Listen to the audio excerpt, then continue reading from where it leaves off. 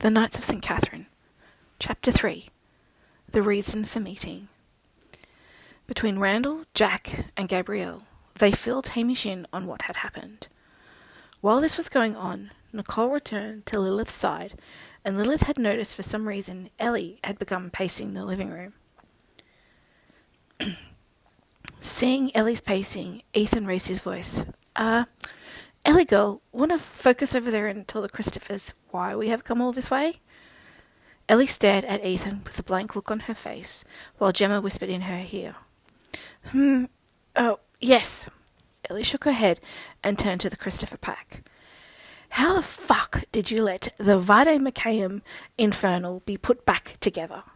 That was your pack's main job. Keep the damn book in pieces and out of the hands of any magical practitioner. Ellie railed, looking at each of the wolves in turn. Strangely, it was Lilith who answered. I think it was because Alpha left, and there really wasn't anyone to instruct us on anything, bar from saying, everything we need to know is in the books and journals downstairs. We were left to our own devices, and it wasn't until Jack came along that we found out that spells have a half-life, and we can wear the spell down rather than kill the one infected. Well, that's something at least, Ellie replied. That can't be the only reason you have travelled all the way from merry old England to scold us about the Vade Mecum. There has to be something else, Hamish said, staring down at Ellie. After a couple of beats of intense staring at each other, Ellie closed her eyes and took a couple of deep breaths, which, in her mind, and it was noticed by the pack, did not help her current situation. Gemma walked up to Ellie and took her hand and simply said, Run. Ellie opened her eyes and saw that Hamish was still staring at her. Run, now, was all James repeated from behind her. Oh, yes, please excuse me. I need to go burn off some energy and get some fresh air, Ellie stated, not taking her eyes off Hamish. Ethan forcefully turned Ellie around and shoved her towards David and the open door. Keep her safe, brother. We will explain it. Well, thank heavens for that. It was awkward enough when I had to explain it to the White Rose, David replied, and took off after Ellie, who had disappeared into the wood in the darkness. What the fuck was that? Hamish asked of everyone, and no one in particular. The remaining Catherine Knights had gone into a huddle. All that could be heard was, No bloody way. I'm not doing it. Why should I? Well, someone had better say something, Hamish stated with his hands on his hips. He was getting thoroughly annoyed by the whole situation. The Catherine Knights turned around, and Gemma stepped forward. Hi there. I'm Gemma. You can call me Gem, and my height is Breeze, Gemma began, seemingly only addressing Hamish, who smiled kindly at her to continue. Ellie needed to get out of the house due to your scent. Well, actually, Tundra's scent, Gemma finished. What do you mean, Tundra's scent? Hamish questioned. The short version is the Arctic, and by association, Ellie is in heat. Since Tundra is Arctic's mate, we came here to address the situation and deal with the prophecy. Jem finished with a smile and turned to James and Ethan, who simply looked at her with their mouths open and shaking their heads. Hamish, on the other hand, looked shocked, and none of his pack were able to get a response out of him for a good minute. Hey, bro, try casting the voice inside spell. You can then have a bit of a chat to Tundra. Just say, Vox Incantus, Ethan suggested, clapping a hand on Hamish's shoulder. The action brought Hamish back to his senses. You mean I have to have sex with Ellie, who I've only just met? Hamish cried. It's either that or I'll die, Ellie's soft voice replied, coming from the foyer. James, Ethan, and Gemma looked relieved when they saw Ellie. This was a topic that they felt she should address. I'm sorry for the shock, Christophers, Ellie said, looking at each of the pack. Let me tell you about it, Ellie started, and sat in one of the armchairs opposite Hamish on the couch. A previous Arctic champion had heard about a wolf prophecy and found the White Rose practitioner who had made the claim in the Black Forest in Germany. It goes like this.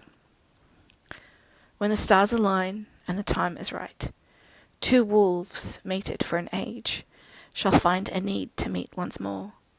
A mortal pup born under a dyad clear full moon shall be the first but not the last to increase the number of Diana's children. Yet warnings there are to which you must heed. If the time is set, yet the demoiselles and the wolfe do not match, a counter you will cast. The wolf to accept both pup and mate at the dawning of new life, or both shall expire henceforth quick. This last warning most dire of all, if advice not taken and ignorance abound, the demoiselles shall die. Any questions? Ellie finished and sat in silence looking at both packs. Well, cast the counterspell. That will finish this nonsense, Gabrielle announced. They could, but the counter only works if they do not match, James replied. What does that mean? Nicole asked. You see, Arctic usually picks female champions, as she was originally a female wolf. But Tundra isn't so fussy. The original wolf Tundra was male. So if Arctic has a female champion and Tundra has a male champion, the prophecy will follow through even if we don't want it to, Gemma finished. Then just ignore the damn thing, Randall huffed. I can't. The last line of the warning. If advice not taken and ignorance abound, the demoiselles shall die. Notice that? Demoiselles is plural. It means both Ellie and Arctic will die. Hamish replied, looking at Ellie, who was staring at the floor. Chapter 4. The Prophecy Questions. I'm sorry, Hamish, Ellie said softly, still looking at the ground. You know, it's been a really long night, and I need my beauty sleep, so I'm going to head back to my dorm, Gabrielle stated, flipping her hair and getting up. Oh, Gabrielle, before I forgot, the spell is Vox Incantus, if you want to speak to midnight, Ellie replied. Gabrielle nodded and headed out into the night. I don't suppose you have room for 5 more wolves. We're happy to share, Gemma stated. Come on, I'll show you a couple of rooms you can use.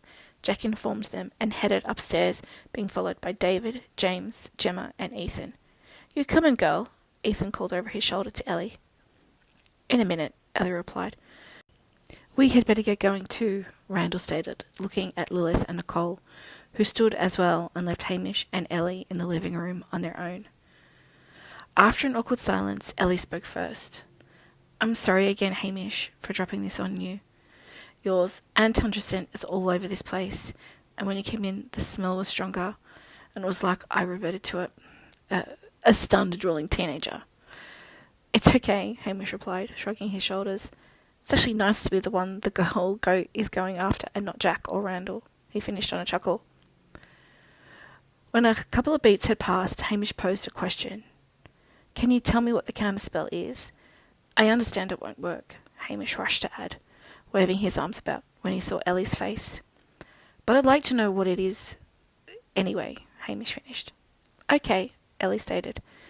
Our hands will be loosely bound with a silver-coloured ribbon or scarf, and we would both have to say, Et prophetae de lupi, liberté, Dianae, poets et completio hoc tempore, sicu pugiles non equatore. It's Latin for, the prophecy of the wolves, the children of Diana, cannot be completed at this time as the champions do not match. And that would be it, Ellie completed. Hamish nodded his head deep in thought. He then caught Ellie yawning out of the corner of his eye. It's late, so I think we should head to bed, so I can think things over and write down any questions I have. Would you like to meet for breakfast? Hamish proposed. That sounds like a wonderful idea. Well, good night, Hamish. I look forward to your questions in the morning. Ellie smiled and headed upstairs to find her pack. Hamish, on the other hand, sat on the couch for a while, wondering what the hell was going on and what he was going to do about it. After what felt like tossing and turning all night, Hamish was dressed and waiting for Ellie in the foyer with what he felt was practically a whole notebook full of questions and random thoughts on the matter. Ellie came skipping down the stairs with a smile on her face, and when Hamish saw her, he couldn't help but smile in return. There's a great place I love to get breakfast. Do you want to walk there? Hamish asked, bouncing on his feet. Sounds great, Ellie replied. Hamish and Ellie filled the time it took to get to the Boulevard Coffee Roasting Co. with learning about their ordinary backgrounds, but staying off the prophecy topic. What would you like? Hamish asked, looking down at Ellie, who was looking up at the menu. Can I please have a ham and cheese croissant with a lily tea? Oh, and a twisted Nutella Danish? Ellie replied. Hungry, huh? I'll grab a spinach and feta croissant with a cup of the Pacific espresso. We will be sitting at the table in the back left-hand corner, behind the couches, Hamish informed the barista as he paid for breakfast. Once they sat down, the comfortable feeling that they both had disappeared, leaving them feeling more than a little awkward, which was only broken by a waitress placing their order on the table. So where would you like to start, Hamish? Ellie questioned. To buy a little time, Hamish pulled out the notebook he had in his satchel and began leafing through the pages, trying to pick a question to start with. Okay, so how do you know the prophecy is for Arctic and Tundra? The Christopher Knights had Alpha. Why not him? Ellie had a sip of tea before replying. Actually, that's a really good place to start. I found out this information when I entered the collective unconscious to talk to the previous Arctic champions, since Arctic herself wasn't giving me anything. So going back to the very beginning of the Knights, when the wolves became hides, there was already Alpha, and he had to choose his mate as he did not have one, and Alpha wanted Arctic, but Arctic wanted Tundra. So in true Romeo and Juliet fashion, Tundra and Arctic ran away the night before the hide ceremony, and Ellie blushed a deep shade of crimson at this point. Mated, had a wild time in the forest, lots of sex, Hamish finished, his voice almost dropping to a growl, which made Ellie's eyes snap back to Hamish's face. Please don't. It's hard enough keeping myself in check around you. You do that and I'll throw you against this wall and kiss you until we're both breathless, Ellie stated, without blinking. Hamish swallowed, and Ellie could see it took all of his composure and control to remain in his seat. But Ellie had also noticed the quick change in his eye colour. Please continue, Hamish coughed. Okay, so Arctic and Tundra head back to where the hide ceremony will take place the next day, and Arctic has Tundra's smell all over her, which pissed Alpha off, so he took Beta as his mate / second in command instead, but they did not get time to make it official before the hide binding ceremony. Where is Beta now? Hamish quizzed. We don't know. Beta took charge of the Knights of St. Catherine when we split, but she and her champion just walked out of the pack about 100 years ago, took their locker, and we haven't seen them since, Ellie replied.